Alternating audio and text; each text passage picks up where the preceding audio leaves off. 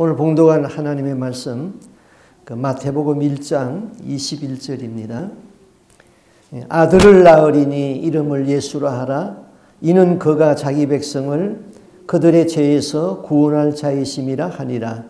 이 모든 일이 된 것은 주께서 선지자로 하신 말씀을 이루려 하심이라. 이르시되 보라, 처녀가 잉태하여 아들을 낳을 것이요 그의 이름을 임마누엘이라 하리라 하였으니 이를 번역한즉 하나님이 우리와 함께 계시다 함이라. 요셉이 잠에서 깨어 일어나 주의 사자의 분부대로 행하여 그의 아내를 데려왔으니 아들을 낳기까지 동침하지 아니하더니 나음의 이름을 예수라 하니라. 아멘. 우리 오늘은 크리스마스 주일로 하나님 앞에 예배를 드립니다. 여러분, 크리스마스가 무슨 의미인지 알고 계십니까? 크리스마스는 그 그리스도라는 말과 그 미사라는 말이 합성으로 되어진 것이 이 크리스마스입니다. 그러니까 그 미사는 그 예배한다 그런 의미거든요. 그러니까 그리스도를 예배한다 그 의미가 바로 크리스마스인 것입니다. 레오나르도 다빈치가 그 43세 때에 그 이탈리아 밀레노에서 그 루도핑코 공작으로부터 그 예수님의 그 최후의 만찬을 그려달라는 그런 부탁을 받습니다. 그래서 그는 그 3년의 작업 끝에 초안을 완성해 가지고 그의 친한 친구에게 초안을 보여주면서 어떠냐고 소감을 물었습니다. 그때 다빈치의 친구는 그 예수님의 그 오른손에 들려있는 그 컵이 진짜 실물 같다고 그렇게 칭찬을 했습니다. 그랬더니 다빈치가 붓을 가지고 오더니 그 컵을 그냥 확 지워버렸습니다. 친구가 놀라서 왜 그러냐고 그랬더니 이 그림의 주제는 예수님이 주제지 예수님보다 더 돋보이는 것은 없어야 됩니다. 그래서 그것을 지워버렸다 그럽니다. 자, 해마다 크리스마스 시즌이 되면은 우리는 크리스마스를 상징하는 여러 것들이 나오고 있죠. 뭐 크리스마스 트리, 크리스마스 캐럴, 또 크리스마스 카드, 구세군의 자선 낭비, 산타클로스, 동방박사, 또 목자들, 아기 예수와 마리아 이런 것들이 크리스마스의 분위기를 돋구어주고 있습니다. 그러나 그 가운데서 우리가 잊지 말아야 할 것은 이 계절의 주인공이 누구냐는 사실이지요. 우리는 크리스마스, 우리 예수 그리스도를 예배한다. 이 사실을 잊지 말아야 되는 것입니다. 우리는 이 예배를 통하여서 예수를 만나야 되고 예수를 예배해야 되는 것입니다. 예수를 예배하지 아니하는 다른 그 모든 어떤 행사도 아무런 의미가 없는 것입니다.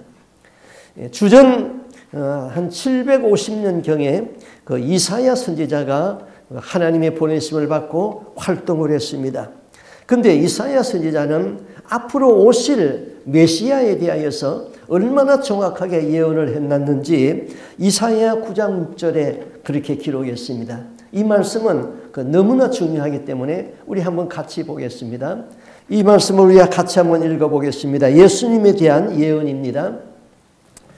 이는 한 아기가 우리에게서 낳고 한 아들을 우리에게 주신 바 되었는데 그의 어깨에는 정사를 메었고 그의 이름은 기묘자라 못사라 전능하신 하나님이라 영존하시는 아버지라 평강의 왕이라 할 것임이니라. 이 말씀은 우리가 완전히 외우고 있어야 됩니다. 자, 우리는 이 3차원의 세계에 살고 있기 때문에 시간의 과거와 현재와 미래를 구분해서 말합니다. 그러나 하나님은 이 시간의 구속을 받지 않지요. 영원에 살고 계신 하나님은 죽음도 없고 또 과거를 현재처럼 이야기하고 미래에 일어날 사건을 지금 보는 것처럼 얘기하고 있는 것입니다. 자, 이사야는 한 아기가 우리에게서 낳았다고 하면서 미래에 이루어질 일을 과거처럼 얘기를 했습니다. 또 복음서에 보면은 예수님이 변화산에서 베드로와 야고보와 요한을 데리고 가가지고 공중에서 모세와 엘리야가 나타나서 이야기하는 것이 보입니다. 그러니까 모세와 엘리야는 과거의 사람입니다. 그런데 예수님은 과거의 사람을 불러내서 현재의 사람같이 예수님은 이야기를 했습니다. 또 예수님이 유대인들에게 이렇게 말을 했죠. 너희 조상 아브라함이 있기 전부터 내가 있느니라. 요한복음 5장 58절에 그랬어요. Before Abraham was born, I am 그랬어요. 내가 있느니라. 예수님은 과거형으로, 과거 완료형으로 말씀하지 않냐고 내가 있다, I am, 현재형으로 말씀을 했습니다. 예수님은 아브라함의 때도 있었고 지금도 현재 존재하고 계시다는 것이죠. 너희와 이야기하고 있는 내가 바로 너희 조상 아브라함에게 약속을 주었던 그 하나님이 바로 나라는 것입니다. 예수님은 과거에도 계시고 지금도 계시고 미래에도 계십니다. 자, 이사야는 오실 메시아에 대하여서 정확하게 예언을 했죠. 그리고 삼위일체 하나님에 대하여서 정확하게 말씀을 하고 있는 것입니다. 자, 예수님은 전능하신 하나님이요 영존하시는 아버지요 전능하신 하나님의 아들이라는 이름으로 이 땅에 오셨습니다. 아기 예수로 오셨습니다. 만약에 예수님이 아들이라는 이름으로 오시지 아니하고 구약에 말한 대로 여호와의 이름으로 이 땅에 오셨다면 어떻게 될까요? 만약에 하나님이 여호와의 이름으로 그리고 여호와의 모습으로 이 땅에 오셨다라면 그를 보는 사람은 다 죽는다고 그랬습니다. 구약의 여호와의 사상은 그를 보는 자마다 죽는다고 그랬죠.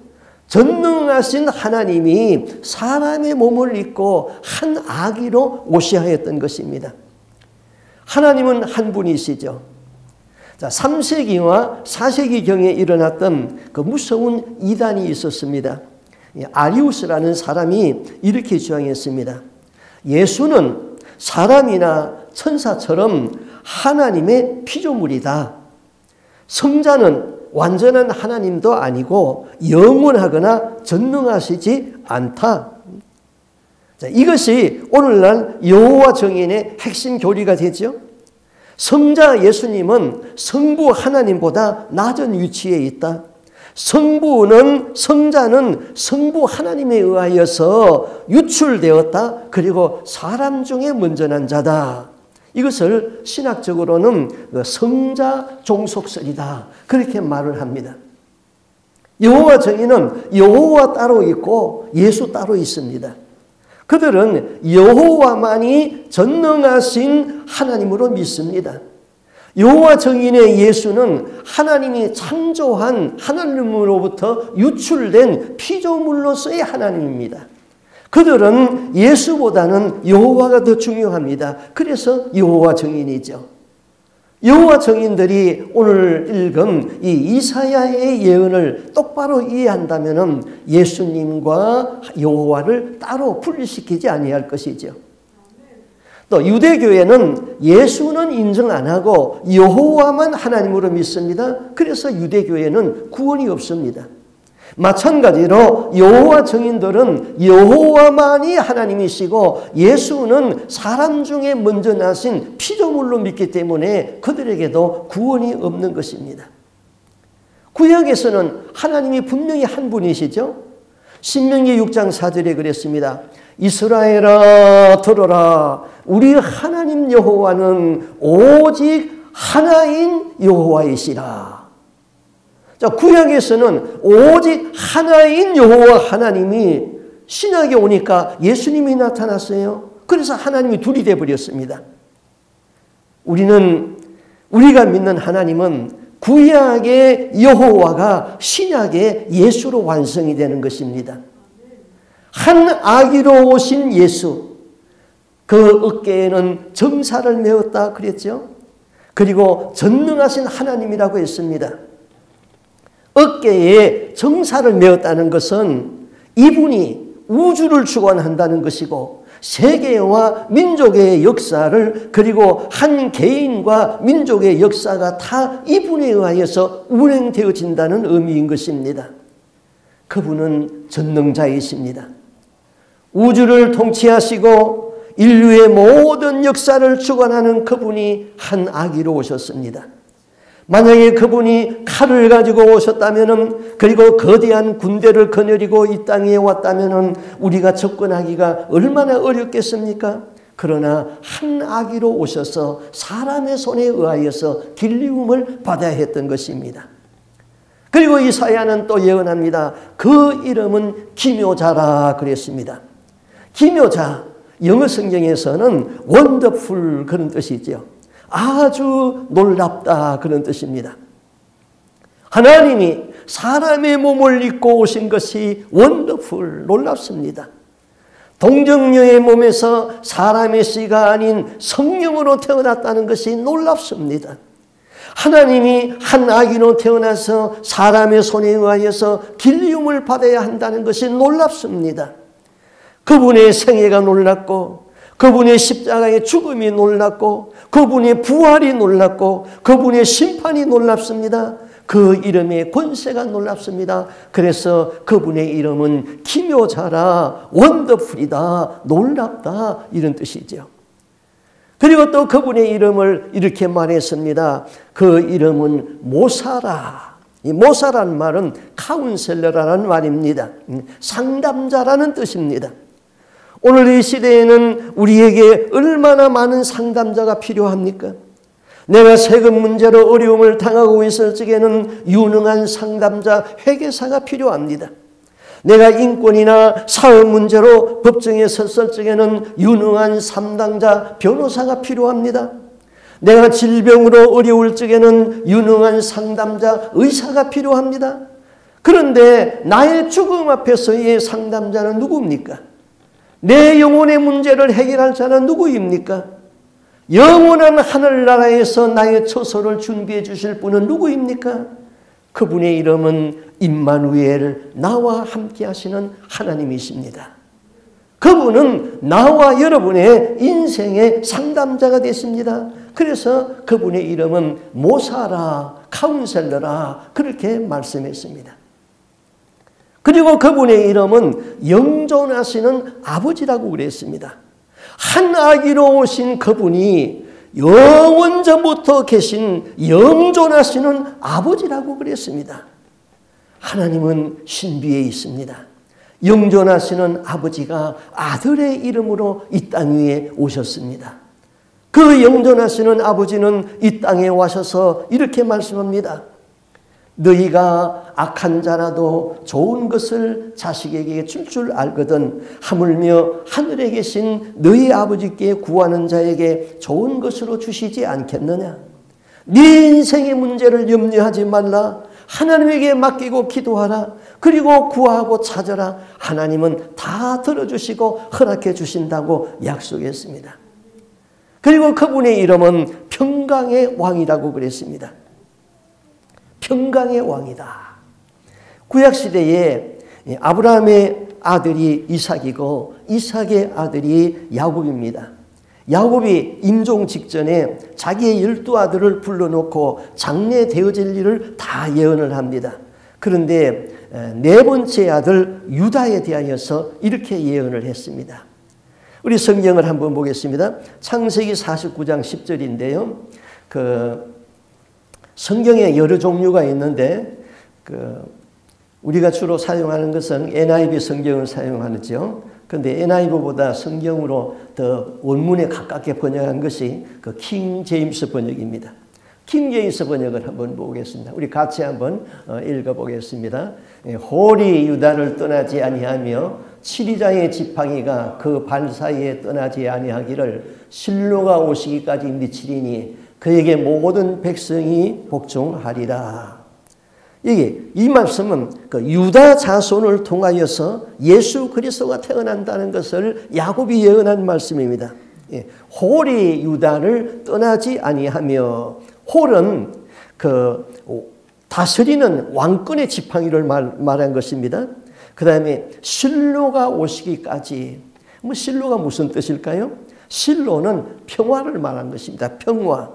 그래서 야곱은 실로가 되시는 예수님, 평화가 되시는 그리스도가 유다의 자손을 통하여서 이 땅에 온다는 것을 벌써 성령의 감동을 받고 예언을 했던 것입니다.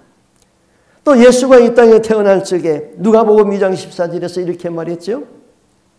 지극히 높은 곳에서는 하나님께 영광이요 땅에서는 기뻐하심을 입은 사람들 중에 평화로다.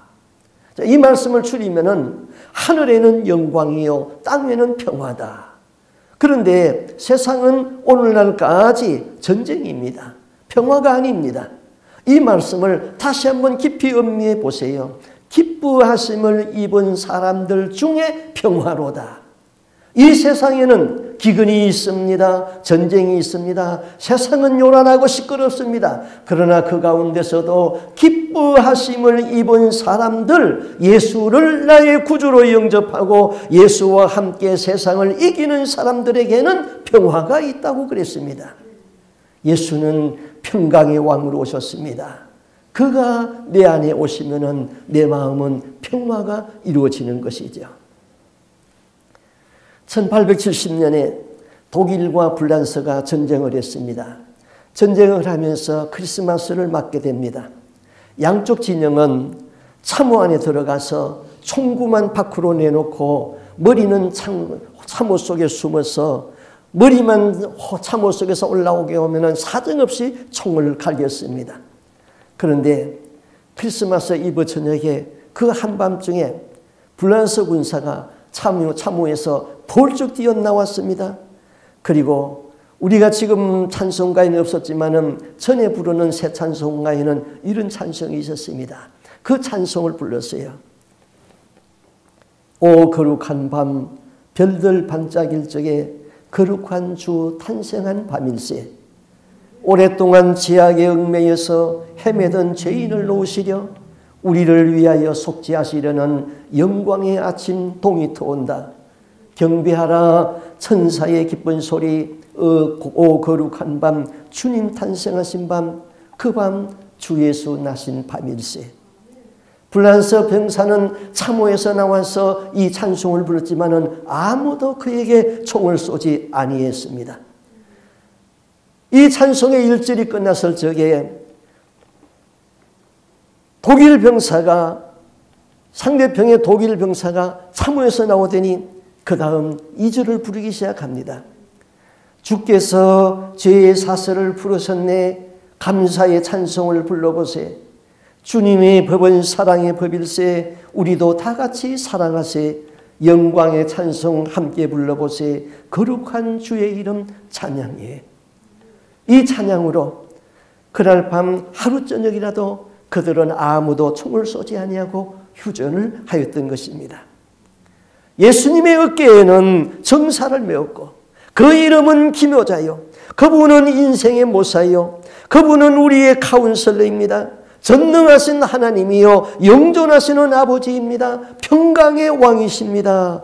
이분이 바로 한 아기로 이 세상에 오시겠다고 이사야는 예수님이 오시기 전에 700년 전에 그렇게 예언을 했던 것입니다. 그분의 사역에 따라서 그 이름을 아버지로 또 아들로 이렇게 불렀던 것이죠. 그러면은 우리는 이 성탄절에 왜 예수님을 예배해야 됩니까? 이것은 위대한 성탄의 정신에 있는 것입니다.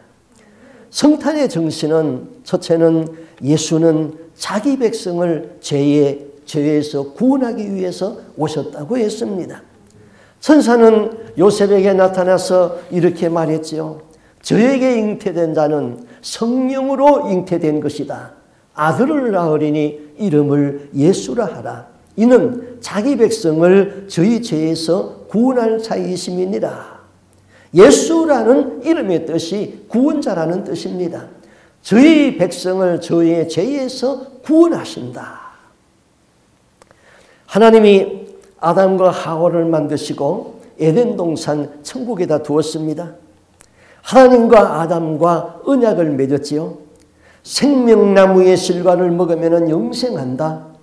동상 중앙에는 선악을 알게 하는 나무가 있다. 그 열매를 먹으면 정령 죽는다. 네가 생명나무의 열매를 먹을 것인가, 죽음의 열매, 선악을 알게 하는 나무의 열매를 먹을 것인가, 이것은 너의 자유의지에 속한다. 아담은 모든 인류를 대표하여서 언약을 맺은 것입니다. 그런데 아담이 사단에게 속아서 하나님이 금지한 선악을 알게 하는 나무의 열매를 먹었습니다. 아담은 하나님의 말씀대로 죽어야 했던 것입니다. 하나님은 아담이 죄를 지었기 때문에 에덴 동산에서 내보내야 했던 것입니다. 에덴 동산에서 쫓겨나는 아담 하와도 슬펐지만은 그 에덴 동산에서 내보내야 하는 하나님의 마음도 아팠던 것입니다. 하나님은 아담을 유혹해가지고 죄를 짓게 한 그 사탄과는 원수 관계를 맺게 되는 것이죠. 이것을 구약에서는 에바 사상이다 그럽니다. 하나님은 사탄과 에바 가운데 들어갔어요. 원수 관계에 들어갔죠. 그래서 하나님이 사탄에게 이렇게 말합니다. 창세기 3장 15절이죠. 내가 너로 여자와 원수가 되게 하고 네 후손도 여자의 후손과 원수가 되게 하리니 여자의 후손은 네 머리를 상하게 할 것이고 너는 그의 발꿈치를 상하게 할 것이니라. 여자의 후손이 누굽니까? 우리 모두는 아담의 후손입니다. 여자의 후손은 바로 예수 그리스도지요. 예수는 너의 사탄의 머리를 상하게 할 것이다 그랬습니다. 때가 되면은 사탄을 지옥에 던져서 인봉하고 다시는 못 나오게 할 것입니다. 그런데 사탄은 너의 발꿈치를 상하게 한다는 것입니다. 사탄을 지옥에 던진다는 것은 다시는 못 나오게 인봉하지만은 그때까지 사탄은 우리를 넘어뜨리고 시험할 수 있는 권세가 그에게 주어지고 있다는 것이죠. 자, 죄를 지은 아담과 하와는 하나님이 두려웠습니다. 자기들이 벗었다는 것이 느껴졌습니다. 부끄러웠습니다. 그래서 나무 그늘에 숨었습니다. 나무 잎으로 최초의 의상을 만들어서 입었습니다. 그렇게 영특하던 아담, 그래서 만물의 이름을 짓고 만물이 그 앞에 복종하던 그 아담이 이제는 만물 앞에 부끄러워서 숨었습니다. 죄를 지었게 되면은 두 가지 필연적인 사실이 오게 되죠. 첫째는 두려운 것입니다. 두려움은 죄를 지은 자에게 찾아옵니다. 사단은 우리에게 두려움을 줍니다. 두려움이 있는 사람은 구원받을 수 없다고 그랬습니다. 이 두려움을 내어 쫓는 것이 바로 사랑이라고 그랬죠. 사랑이 두려움을 내어 쫓는다 그랬습니다. 아담은 두려워서 나무 그늘에 숨었습니다. 죄를 지은 자에게 또 하나 찾아오는 것은 수치감입니다. 부끄러움이죠. 아담은 부끄러워서 나무잎을 가지고 옷을 만들어서 자기의 부끄러움을 가리웠습니다. 하나님은 그 아담을 버려두시지 아니하고 그 아담을 찾아왔습니다. 찾아와서 짐승을 희생시키고 거기에서 가죽을 만들어서 가죽옷으로 그의 옷을 입혔습니다. 가죽옷은 나무잎에 비하면 영구적인 옷입니다. 구약은 우리가 죄를 지으면은 내 대신 양이나 소를 끌고 와서 그것을 피를 흘려서 희생시킵니다. 그 피 흘림은 무엇입니까? 장차 예수님이 십자가에서 우리를 위하여서 대신 피 흘려주시고 나의 수치를 가리시고 나를 구원한다는 것 상징 아닙니까? 십자가에서 피를 흘려서 너희를 구원하겠다. 아담이 죄를 지음으로 하나님 편에서는 어떤 일이 일어났습니까? 그로부터 4,000년 후에 하나님이 이 땅 위에 한 아기로 와야 했고 자신이 십자가에 달려야 하는 아픔이 있었습니다. 아담은 지은 죄가 이토록 심각해질 줄은 깨닫지 못했던 것이죠. 이것은 우리가 죄를 짓고도 이 죄가 얼마나 심각하다는 것을 깨닫지 못하는 것과 같은 것이죠.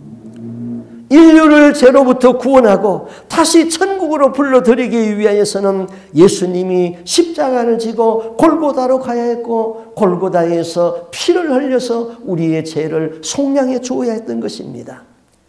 십자가에서 피를 흘리하는 그 아픔과 그 고통, 죄 없으신 하나님이 사람으로 와서 죄인을 위하여서 대신 피를 흘리하였습니다. 예수는 나의 죄를 대속하기 위하여서 이 땅 위에 오셨습니다. 그러나 구원하러 오신 예수님은 죄인을 만나 주었지요. 죄인의 대명사로 알려진 직업을 가진 세리 마태를 제자로 불렀습니다. 그리고 마태의 집에서 예수님이 초청을 받아서 갔습니다. 마태의 집에서 음식을 먹었습니다. 이것은 당시 유대 사회에서는 도저히 있을 수 없는 일이었습니다. 당시 의롭다는 바리새인들은 시편 1편의 말씀대로 복 있는 사람은 악인의 꾀를 쫓지 아니하며 죄인의 길에 서지 아니하며 오만한 자리에 앉지 아니하고, 이 말씀을 문자적으로 지키기 위하여서 마태의 집에 들어가지 아니했습니다. 그들과 상종하지 아니했습니다. 물론 식사도 같이 하지 아니했습니다. 그들의 교만의 야성은 무너질 줄을 몰랐습니다.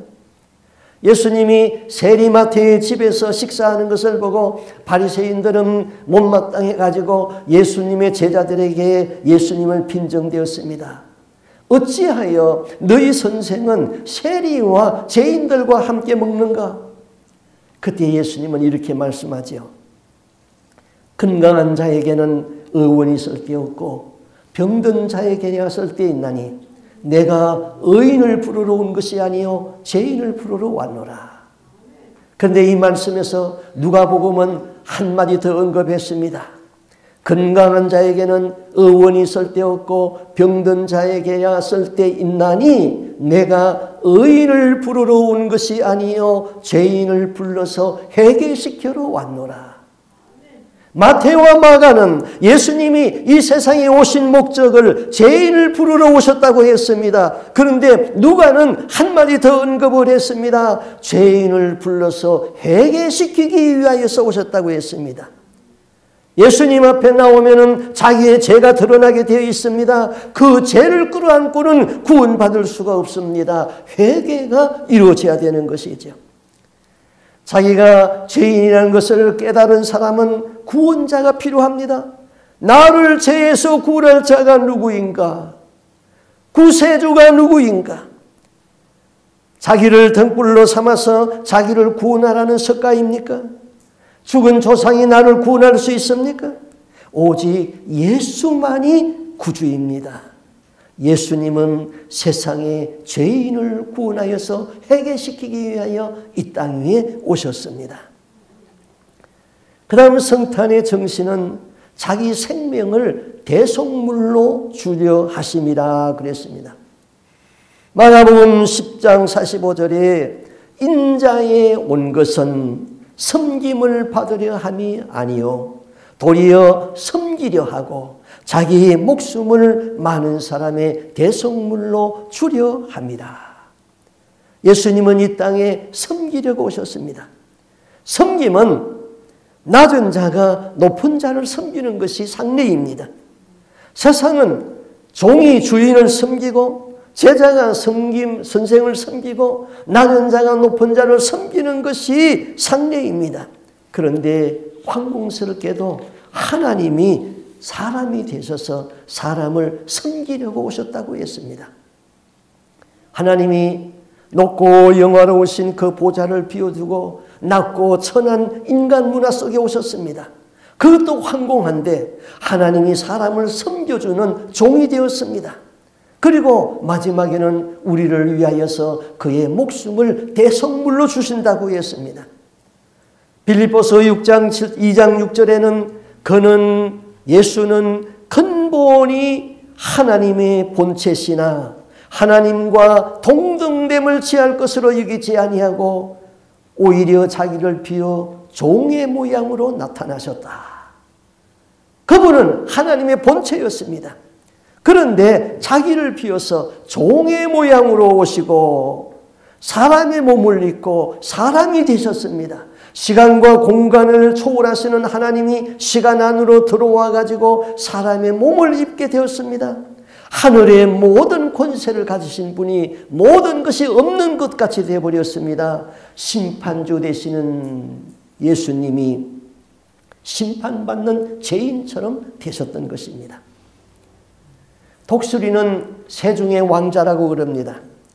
하늘의 왕자는 독수리인 것입니다. 그런데 그 독수리를 잡아가지고 조그마한 새장 안에 가두어 두고 아무리 좋은 음식을 주어도 2주 만에 그 독수리는 죽는다고 합니다. 하늘의 왕자인 독수리는 큰 날개를 펴고 창공을 누비면서 사는 존재입니다. 그런데 그의 자유를 빼앗아버리고 새장에 가두는 것은 하늘 왕자의 위엄을 뺏는 것입니다. 그러므로 독수리는 그 치욕과 그 고통을 견디지 못하고 죽습니다. 미물인 독수리도 그러한데 우주를 창조하신 하나님이 이 지구 안으로 들어와 가지고 사람의 세계로 들어와 가지고 사람의 몸을 입고 이 땅 위에 태어나셨습니다. 이것을 신학적으로는 성육신하였다, 인카네이션 하였다, 그렇게 말씀합니다. 하나님이 인간이 된다는 사실이 얼마나 무서운 고통입니까? 또 자기 십자가의 형벌을 받으시고 무덤에 들어가시고 부활하셔야 했습니다. 만약에 하나님이 땅에 오셔서 인간 위에 군림하셨다면 이것은 비천한 낮은 인간 편에서 보면 감사할 일이 아닙니다. 오히려 고역이 됩니다. 그러나 주님은 이 땅에 오셔서 우리의 죄악을 담당하고 섬기려 오셨습니다.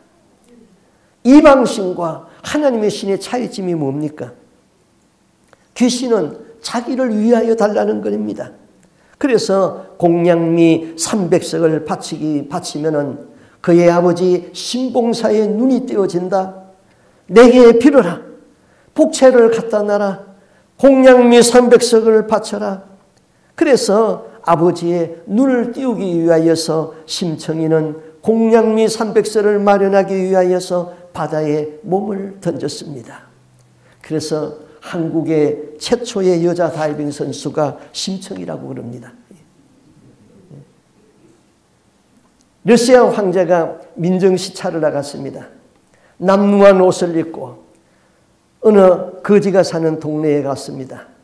그 거지와 이야기를 했습니다. 그 거지의 이야기가 얼마나 인간미가 있고 구수하고 재미가 있는지 그 거지와 하룻밤을 지내면서 이야기를 나누었습니다. 다음 날 황제는 왕궁으로 돌아왔습니다. 그런데 그 거지의 이야기가 잊혀지지가 않습니다. 자꾸 거지의 이야기가 생각나서 이번에는 왕복을 입고 신하들과 함께 그 거지가 있는 곳에 다시 찾아갔습니다.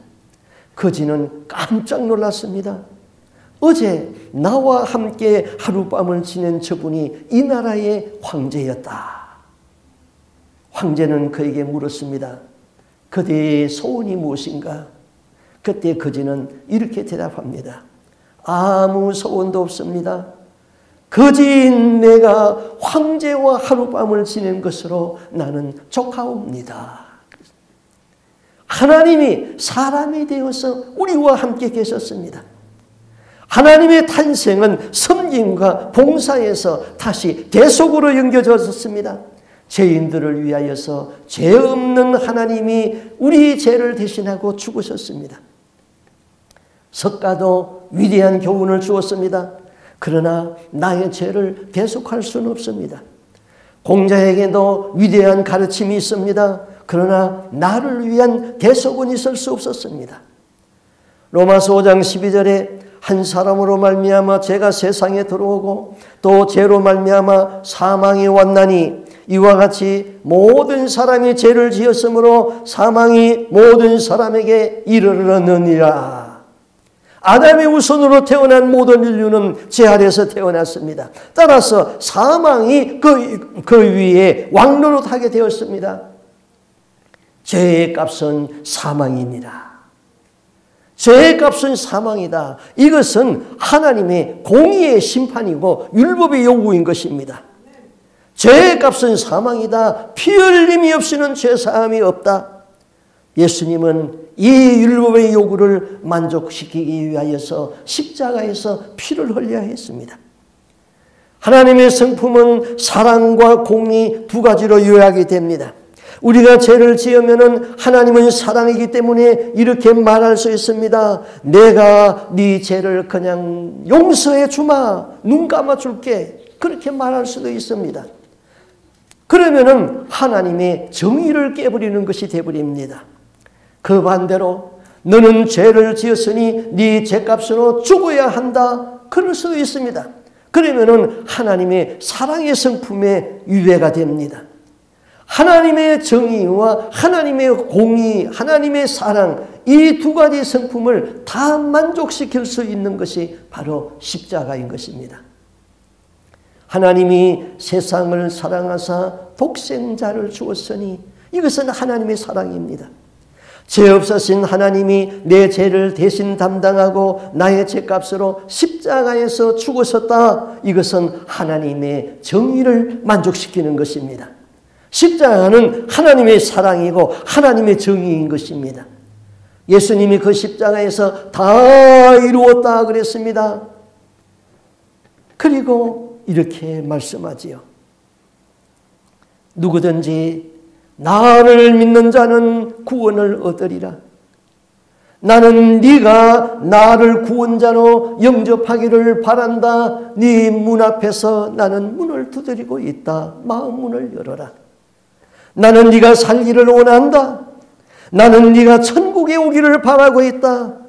그러나 나는 너에게 자유의지를 주었다. 네 스스로 선택해야 된다. 너의 자유의지를 꺾으면서까지 굴복시키지는 않겠다. 너는 짐승이 아니고 너는 내가 창조한 하나님의 형상이 있는 인격체이기 때문이다. 여러분 제 말 듣고 있습니까? 제주도 하루방같이 그냥 앉아있는 것 아닙니까?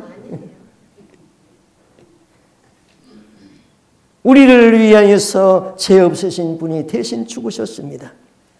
예수님은 십자가에서 죽음으로 끝난 것이 아니지요. 우리를 위하여서 부활하셨습니다. 성탄의 정신은 하나님이 인간 문화 속에 오시더니 우리를 위하여 섬기시고 마지막에는 그의 몸을 대속의 제물로 주셨습니다. 대속이라는 것은 죄 없으신 예수님이 나를 위하여서 내가 죽을 자리에 대신 들어가신 것입니다. 예수님은 십자가에서 내 죄를 대신 담당하셨습니다. 그 다음 세 번째 성탄의 정신은 우리로 하여금 생명을 얻게 하고 더 풍성하게 하기 위하여서 오셨다고 그랬습니다. 요한복음 10장 10절에서 그랬습니다. 도적이 오는 것은 도적질하고 죽이고 멸망시키는 것뿐이요 내가 온 것은 양으로 생명을 얻게 하고 더 풍성하게 하려 하심이니라. 마귀는 도적입니다. 마귀는 우리의 영혼을 도적질하고 우리를 죽이고 우리의 영혼을 지옥으로 멸망을 시킵니다. 그러나 예수님은 선한 목자입니다. 우리는 그 앞에 염소가 아니라 양이 되어서 목자를 믿고 목자를 따르고 목자 되시는 예수님에게 순종하면 됩니다. 내가 온 것은 양으로 하여금 생명을 얻게 하고 더 풍성하게 하려 함이라. 생명의 풍성함의 궁극적인 목적은 우리의 영혼이 천국에 들어가는 데 있습니다. 지옥에 떨어진 영혼은 풍성함이 없습니다. 예수님은 이 땅에서도 우리의 생명을 풍성하게 하시고 마지막에는 천국에서 영원한 생명으로 풍성하게 하기 위하여서 이 땅 위에 오셨다고 그랬습니다. 여러분, 예수님이 예비하신 그 천국이 얼마나 아름다울까요? 천국은 사람이나 말로서 글로서 다 표현할 수가 없다고 그랬습니다. 그 천국의 아름다움과 희왕함과 거룩함과 영광으로 천국은 충만합니다. 요한계시록 21장에서는 그 천국의 아름다움을 말로 표현할 수 없기 때문에 이 세상에 있는 가장 값비싼 보석으로 천국을 표현을 했습니다. 그리고 금과 맑은 유리바다로 표현했습니다. 천국은 각양보석으로 지어진 진주성인 것입니다. 거기에는 청아한 음악 소리가 있습니다. 온 몸을 신선하게 하는 12과일이 있습니다. 향취가 있습니다. 항상 보아도 실증이 나지 않은 거룩함이 있습니다. 어린 양 예수 그리스도에 대한 감사와 경외심으로 영광이 충만합니다. 이것보다 더 좋은 것이 어디 있습니까? 이 모든 곳에다가 곱하기 1만 배를 해보세요. 그래도 천국은 다 설명할 수 없습니다. 그러므로 천국을 확실하게 믿거나 천국을 본 사람은 이 세상의 것을 분토와 같이 생각합니다. 오직 천국의 주인 되시는 예수님만을 붙잡게 되어 있습니다. 여러분, 천국이 리얼하게 믿어집니까? 예수님은 그 천국을 만드시고 그 천국에 오라고 십자가에서 피 흘리셨는데 그 천국을 믿지 못하는 분들은 정말로 맹맹이 코같이 답답합니다. 너희는 근심하지 말라. 내 아버지 집에 거할 곳이 많다. 예수님은 우리를 그 천국에 오라고 십자가에서 피 흘려 목숨까지 주었는데 그 십자가의 가치를 하찮게 평가해 버리면 안 되는 것이지요. 크리스마스입니다. 예수 그리스도를 예배하는 것이 크리스마스인 것입니다. 이번 성탄은 우리의 구원자 예수님을 예배하는 크리스마스가 될 수 있기를 바랍니다. 아멘. 기도하겠습니다.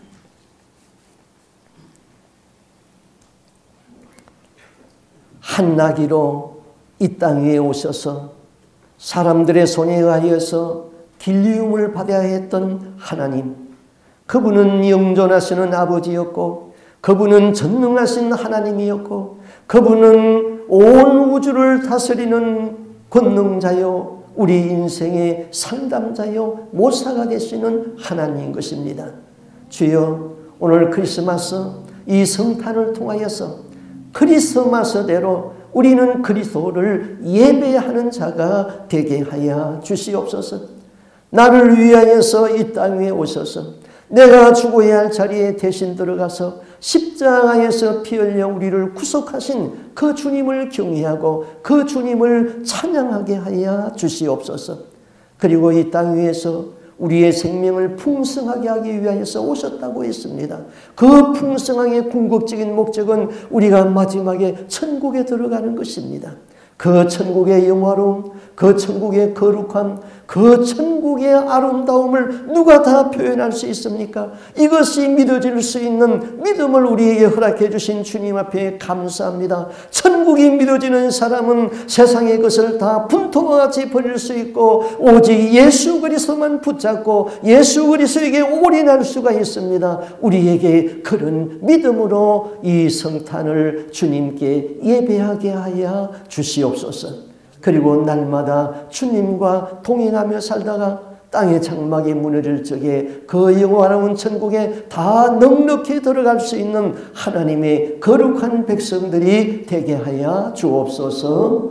이 모든 말씀 주 예수 그리스도의 이름으로 기도하옵나이다. 아멘. Hark, how the bells, sweet silver bells, all seem to say, throw cares away. Christmas is here, ringing good cheer. Ding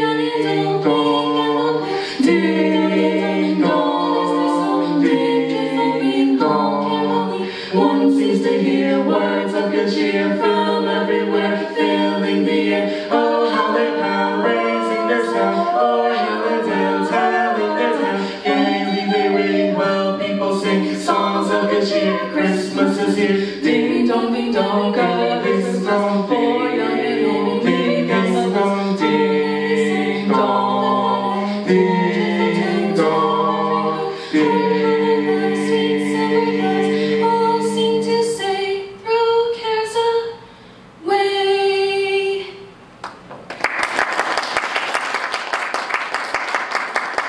Said the night wind to the little lamb, do you see what I see? What I see. Way up in the sky, little lamb, do you see what I see? What I see. A star, A star dancing in the night with a tail as big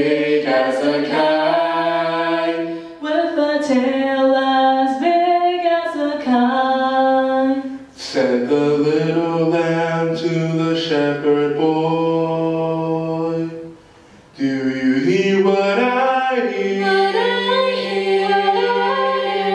Ringing through the sky, shepherd boy. Do you hear what I hear? What I hear? A song, high above the trees with a voice as big as the sea. With a voice as big as the sea. Said the shepherd boy to the mighty king. Do you know what What I I know? In your palace warm, mighty king. Do you know what I know? A child shivers in the cold. Let us bring him silver